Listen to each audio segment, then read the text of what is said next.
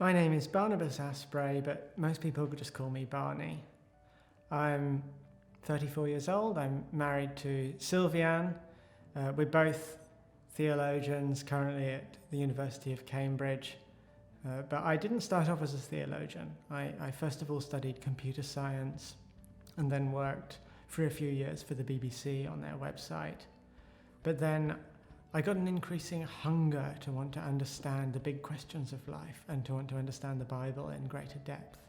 So after a few years working at the BBC, I quit and went to Vancouver, where I studied biblical studies. I did a master's degree in biblical studies at Regent College.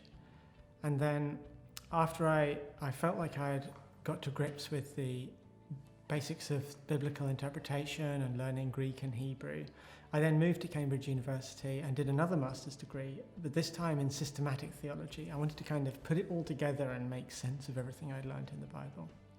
And now I'm in the middle of a PhD. This time, change of focus again. I'm studying philosophical theology. So I'm looking at some of the foundations of our faith and how our faith relates to reason and the history of ideas and the history of thought. I'm very passionate about making the deep Christian truths accessible and easy to understand for people who have never studied theology. And that's one of the main things that drives me.